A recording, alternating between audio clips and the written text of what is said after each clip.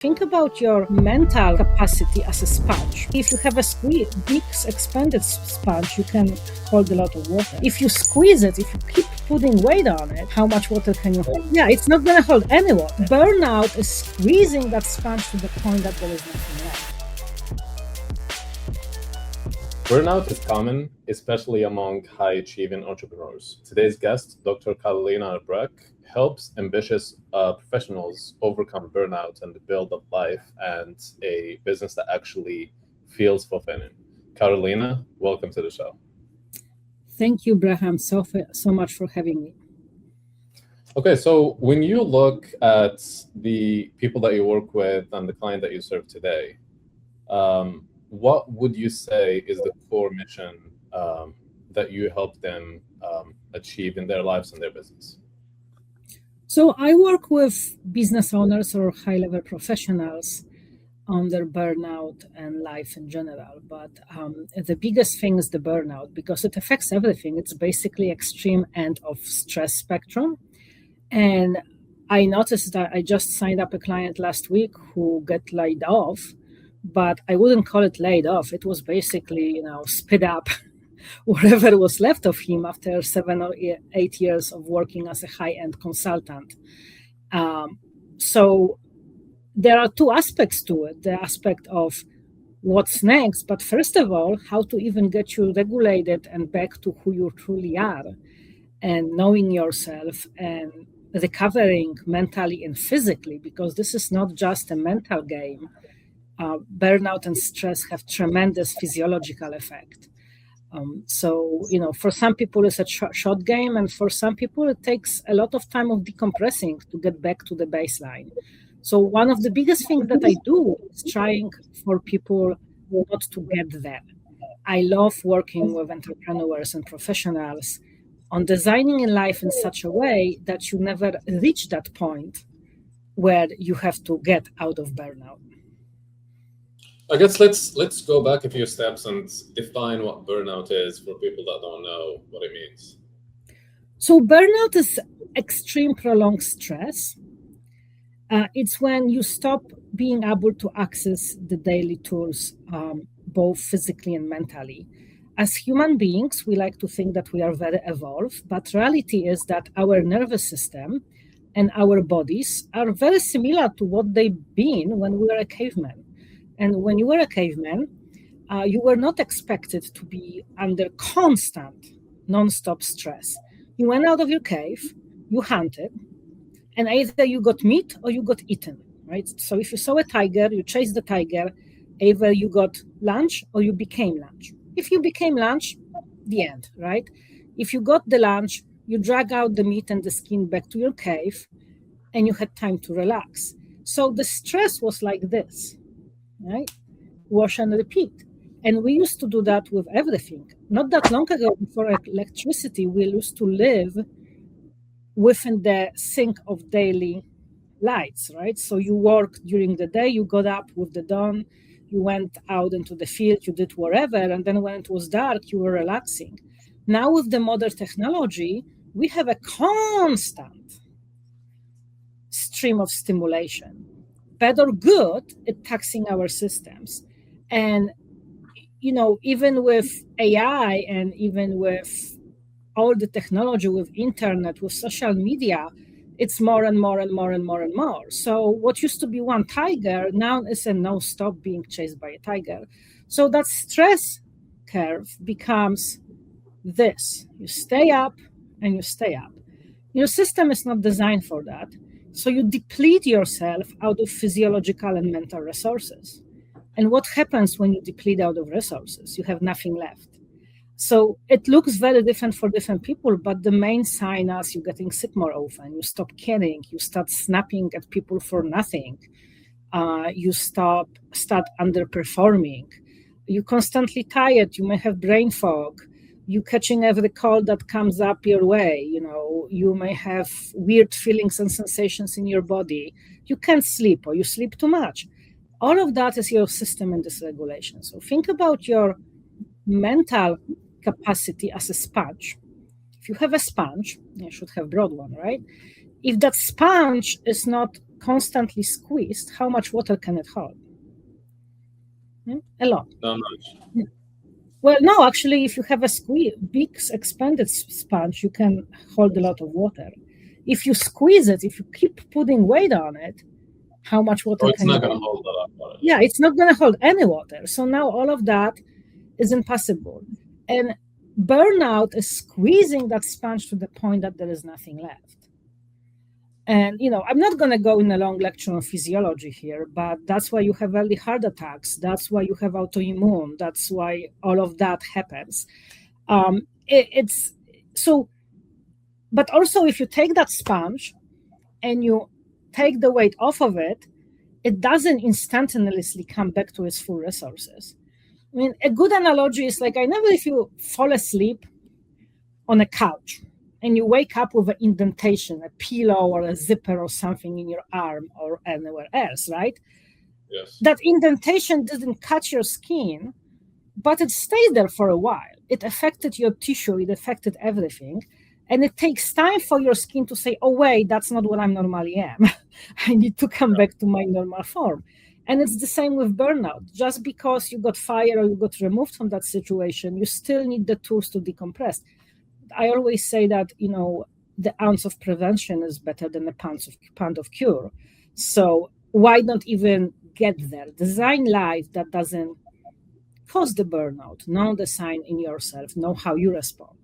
So what does that typically look like in most of the entrepreneurs you're talking to? Because I mean, I definitely I've been gifted with ADHD, and in my life, I have taken medication for that since I was young, and I've tried many times to get off of it, and I found that later in my life, a couple years back, that it's way more effective for me in my life of keeping things in order to take my medication. And when I take my medication, I am the entrepreneur that is like blinders on, go. And like I will wake up and I will immediately start working and I will go to sleep. And my parents will walk by when I was staying at their place. They're like, "Are you still? You haven't taken your eyes off of the screen since you woke up." Like, I went to the bathroom. What are you talking about? So I definitely go into very intense, hyper focus, intense mode. And so I do try to get myself pulled out of it. But I then have like this need where when I'm focused on something, I got to get it done. I got to keep going. And so, I'm curious how you, advise people in that situation to escape. And the other thing too that I think is important to mention is like it's self-inflicting of what I'm at least doing because I'm very passionate about what I'm trying to do and or I am fearful of an outcome not happening, not making a sales quota or not being able to pay payroll or something. And so it's like stress that's either I need to get this done and built because I want to act upon speed, or I want to avoid this thing and therefore I need to make this happen. And so I'm all in. And so I'm very curious what you like. I guess I'm like the perfect person. Like, how do you typically start with somebody like me and like? So with someone like you who is neurodiverse and runs their own business, that's very different than someone who is an employee for a company, for example, right? Because you are in control of you are the one inflicting, as you said, the pain on yourself. Exactly. We start with, analyzing, first of all, how do you want your life look like? And then we take a good look at what are your capacities and what we can shore up. So I applaud you. I'm not a big fan of medication, but ADHD is one of those cases where I've had clients who on the meds do so much better than without them that there is no debate. I also had clients that you took them off of them and nothing changed. So you really have to know your physiology, right? And you've tried it both ways and you know that it saves you. So use that. I always say, you wouldn't tell the diabetic not to use insulin, right? So it's the same thing. There is no shame in medication when that medication is correctly dosed, correctly matched to you, and does what it's supposed to be doing. As far as, starting to work with that, first of all, great. Most geniuses actually are like you. They go deep, and if you don't remind them to eat, they don't. Yeah. But let's say that you want to be a genius that is alive for a long time, right? So we really truly start looking at your why. And what is your map quest? How do you want to go somewhere, right? Why are you doing what you want to achieve? What's your biggest purpose in life? And then from that, we build it back. So if you tell me that, there is a project right now that you need to finish and you're going to burn the midnight oil for a week. And how old are you, by the way, Jack? 34. 34. Okay, so you still can slightly get away with it. Another 10 years and you're going to start noticing that you can get away with all-nighters less and less. Yeah. Just letting you know, right? Yeah. I mean, the things I pulled in my 20s, my body cringes just thinking about it. No, I mean, I too, if I don't get enough sleep these days, it is like the first thing. I've been a lot more cognizant lately, especially being what I consider myself a little higher up on the ADHD spectrum, where if I don't get sleep, my cognitive function is the first to go, and I am way more impulsive and reactive even if I take medication. So I am very, very sensitive these days to sleep, and I try to prioritize sleep as much as possible, but I do still get into these very hyper-focused modes that is not sustainable. And it's been an interesting challenge for me. I don't really personally mind too much when I'm super hyper-focused. I just know that it's not a sustainable place to be. And I have definitely had some challenge with the balancing and the balancing act. It's not only physiologically not sustainable, but as you develop your life, and let's say you have family and children, you're going to notice that, okay, you hyper-focus on this, but if you hyper-focus on that side, this whole side gets neglected and causes issue, right?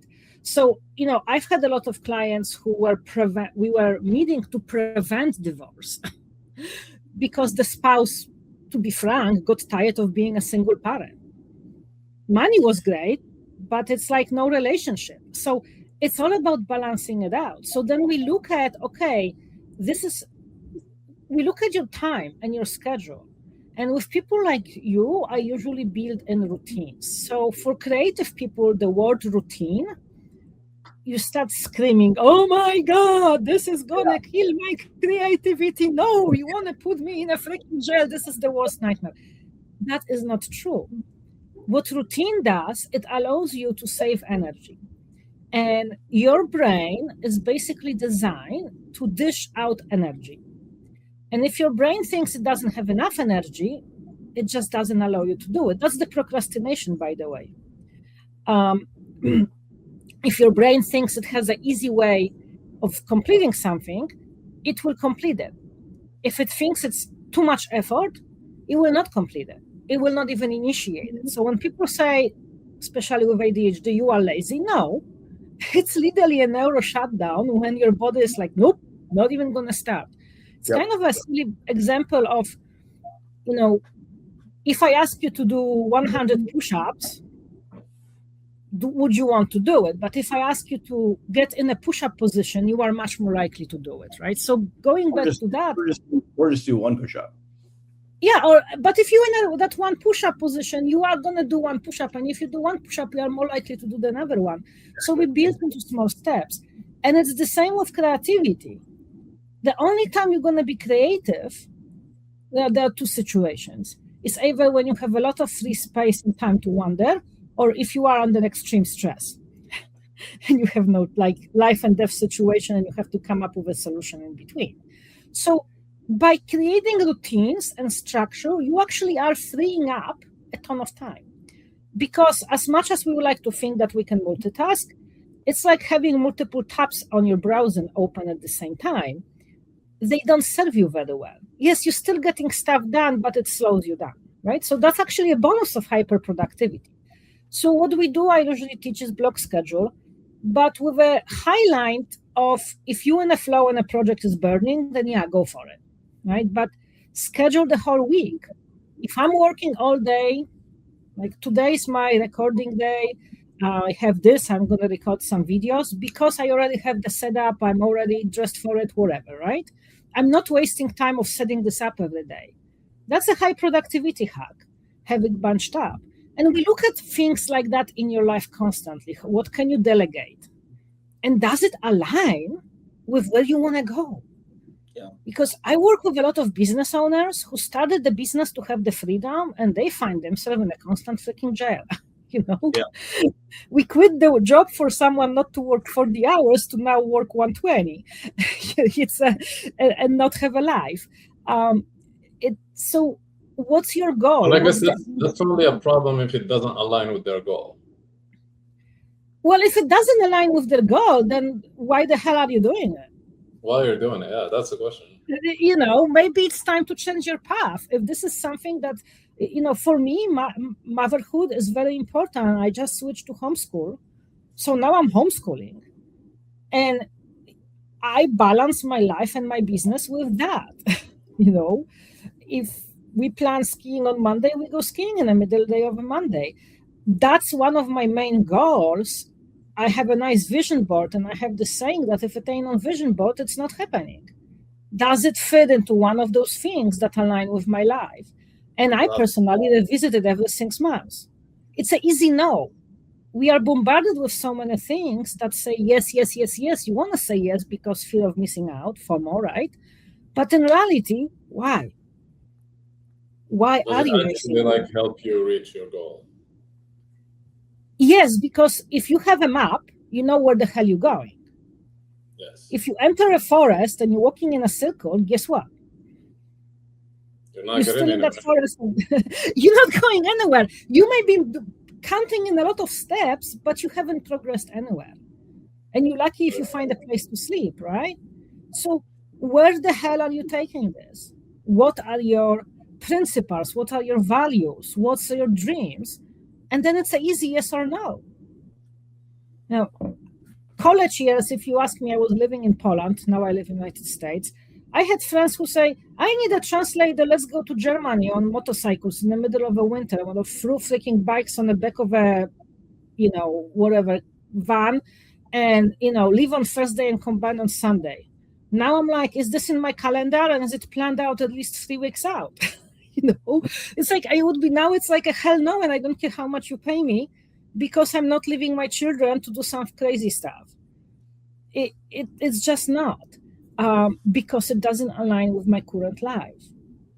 And also with age and energy and what's not, kind of like Jake mentioned, you used to probably be able to pull an all-nighter and be semi-okay next day. And now you're like, if I don't sleep, my cognition goes down. Yep. Right?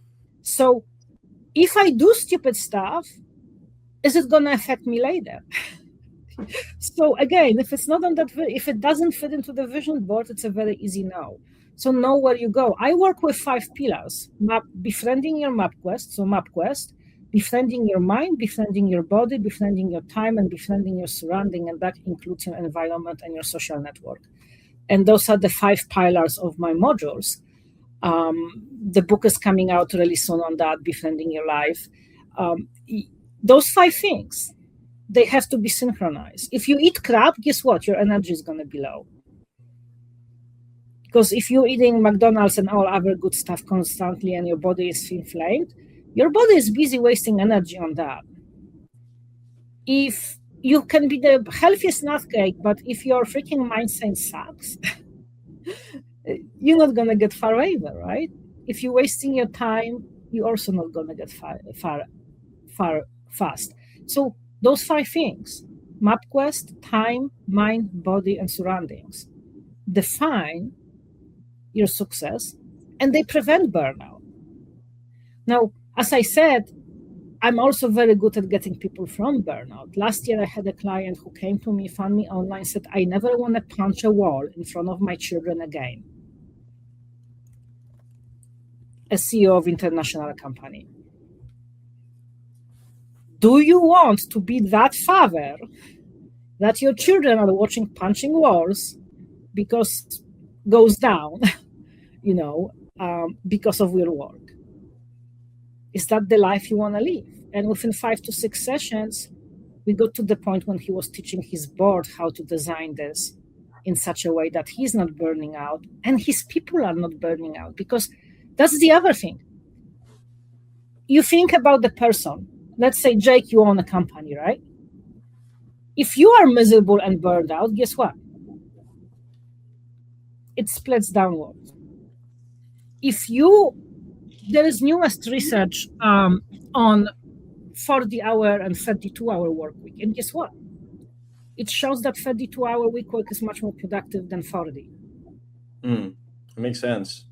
Counterintuitive, but if your people can relax and they have life balance, so that squeezing the corporate, squeezing the screw and, squeezing as much out of you as they can, it's actually counterproductive.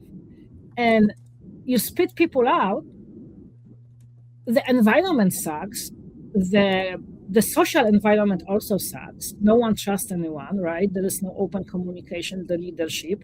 If you are miserable on top and everyone miserable under you, do you want to really spend the 50, 60 hours a week in misery?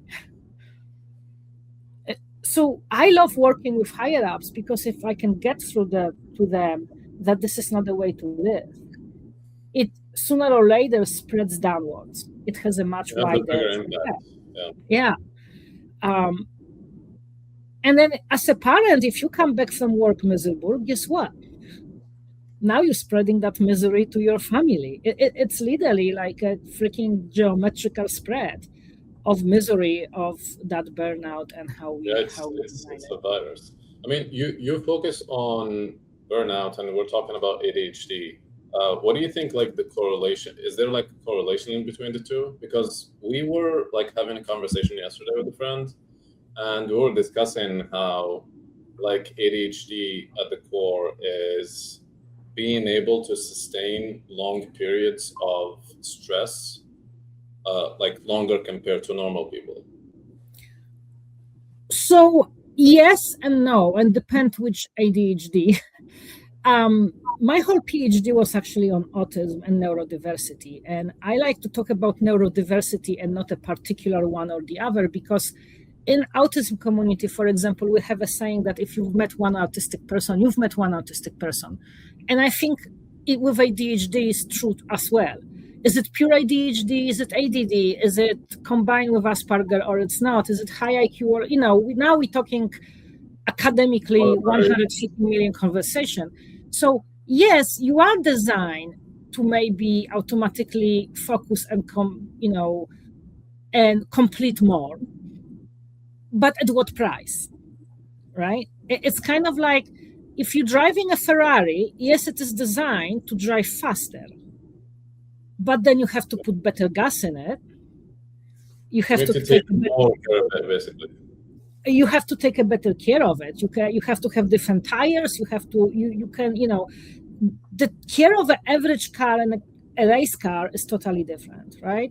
So to give you an answer, does it matter? I think the neurodiversity community as a general, speaking of the whole bag, and very often I work with people who are twice exceptional, meaning very high IQ plus something, they burned out more because they live in neurotypical world, meaning that now you have to mask and you have to mold yourself to the social expectations. So let's say a neurotypical person goes and doesn't have to decipher the social interactions. They only waste that much energy on the interaction. As an ADHD person, you have to go and think, okay, am I talking over the conversation? Am I being monothematic? Am I being hyper-focused? Now you're wasting that much energy on the same conversation. So you may be more productive. And then there is also that competition that, this is this freak that can always be so productive, right? So maybe I can put more on you. So now you're attracting heavier load on that sponge because in the past, you proved that you can do more. So I think and this has been proven, anxiety, depression, OCD, and all of that runs much higher in neurodiverse population than average populations. It's just built in. So that's just a clinical fact that people on the spectrum, wherever that spectrum is, have higher tendency for anxiety. To burnout. And few that they're more prone to burnout. And also very often when they really truly burn out and they go through that burnout crash, it takes them a way longer time to dig out. I've had clients who would sit on their couch with PhDs in things that, would make your brain spin, recalculating, spinning kind of a thing in circles. And they were so burned out that they couldn't freaking get off the couch and make themselves a sandwich because of that overload and neuroparalysis of not the body is like, I'm done. It takes much longer in neurodiverse communities to get out of it. A good example of that, I don't know if you're ever familiar with a PDA community, which is a form of it's the pervasive. It's basically avoiding of tasks and always having to win. It's a form of autism, and very often if you have a kiddo with that, and you take them out of public school, you have to de-school them first before they even can do anything. And on average is for 1 month of the schooling for every year spent in school. And that means zero demand. And by zero demand, I mean zero demand. Because you need that sponge to decompress and trust again and not feel threatened and all of that. And it's the same with, with people who get laid off or with people who got burned down to crisp. We have a lot of MDs right now who are burned down to crisp, especially after COVID, and nurses. And they're changing professions because they just can't anymore. So what are some things that when you start working with somebody are some of the first things that you have them do to kind of go from a real burnout situation to decompress? A lot of what I do is based in polyvagal theory and regulation of nervous system. So the first thing I'm going to teach you to do is to regulate your nervous system. Then we're also going to learn to read your body. Our minds are funny things. If you think about it, you can convince yourself in or out of something anytime, any day. If you ever went to college, you probably had to debate one or the other side sooner or later. Even if you'll end up on side that was totally not agreeing with your normal points of view, you were able to convince yourself to the opposite. What I teach my people is a lot of somatic work. So get out of your head, it's a bad neighborhood, and start listening to your body. Start listening what your body is whispering to you so it doesn't have to scream. Start noticing throughout the day, how is your energy? How is your environment? What can you do right this moment? Like right now, for example, I'm going to take a nice sip of this water because my throat is starting to be dry. Me too. Right? So it's self-care. Yeah, so it's basically picking up on the signals of your biological body. And identifying and being aware of the signals is it sounds like a first obvious step. Being okay with not being okay as well, and being okay of taking a break. I think I was picking up a virus or something this weekend, and I literally spent half of Sunday doing something that I haven't done in neons, which is needle pointing. I suck at it. But that's all my body wanted to do, is to sit down and do something totally mindless, wrapped up in 3 blankets on a recliner. Even that my pile of to-do didn't get smaller. I needed to do that. And yesterday I also took it slow because my body still was, I have no idea what it was, but it was just churning something, woke up with a sore throat. Now it's gone because I let the body have time to decompress, right? Versus pushing through it. the old me probably would push through it, and probably by Friday I'd be sick like a dog with a full-blown up infection because my immune system didn't have time to take care of what it needed to take care of. So it's like with drinking water. When you're thirsty, you're already dehydrated. Did you know that? When you feel thirst, you are already dehydrated. So don't get to the point when you're already dehydrated. Yeah. And it's the same with everything else. Are the people that working, have you ever went into the room and you can feel the energy, and it's either a positive energy that you want to be part of, and sometimes you walk into the room and it's like, ugh, I just want to get out of here. Like, I haven't even opened my mouth yet, and I'm already like, this is not it. And that's your somatic body saying, watch out, be careful. Remember, we were escaping tigers, and tigers sometimes sit on branches up above and they hide. So we have a very good intuition. It's just our Western society taught us to ignore that intuition, ignore that seventh sense of saying something doesn't vibe, something doesn't ring in the right direction. So that's, to Jake, answer your question, that is a lot of where we start. What's your baseline? Where are you? Then we go into where the hell do you want to be? What's your magical wand? How do you want your life to look like? And then we realistically, I'm a coach that works on realistic. So I'm not going to tell you to sell your house and burn your company and move to, wherever the hell because you just want it. Realistically, or that, you're going to build the coaching business in 6 months and be successful and make millions. Some people do, most people don't. So realistically, how can we set up the life, and what's the time span? I love it. So listen to your body and make sure that what you're doing is moving you towards the right direction of where you actually want to go. Exactly. So, Karolina, how can people find more about you if they want to learn about, some more of the stuff that you're doing and potentially work with you? Like, where can they find you? The easiest way is my website, which is helptogrowinstitute.com. I'm also on Facebook and LinkedIn a lot, probably more than I should, but I do answer questions there. That's one of my goals for this quarter, is to get more efficient. And there are many ways to work with me. I run workshops, I work one-to-one, and I also am launching literally within the next 3 weeks a membership community, which is much more price-friendly than a one-to-one work. That teaches all of that.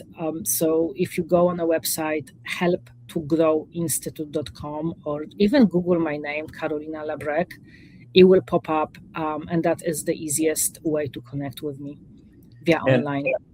And what would you say for anybody that's listening is like a sign that they should consider checking out some of your stuff, because it's like an obvious sign that they're experiencing some symptoms of some of the stuff you can help with? If you stop recognizing yourself, that is a huge one.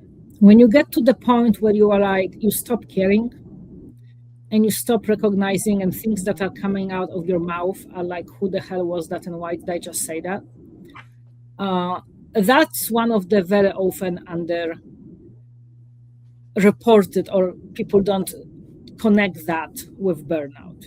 High level of stress, heart palpitation, anxiety, sleepless nights, everyone is talking about that. I'm like, who am I? I don't know myself anymore. That's a huge one, because you got off the track and now you're just burning. Yeah, that makes a lot of sense. Well, cool. Well, Dr. Karolina, it was a pleasure. I really appreciate the chat. I think this was particularly helpful for me. So thank you for hopping on and for sharing some of the wisdom with the audience. Yeah, I learned a lot from our audience, also learned a lot from this process. Thanks for having me, and hope to have this conversation again soon. Absolutely. Awesome. And for our anyone watching, we have the website on screen right now. For anyone just listening, it's helptogrowinstitute.com. And Dr. Karolina, thank you for that. Thanks so much.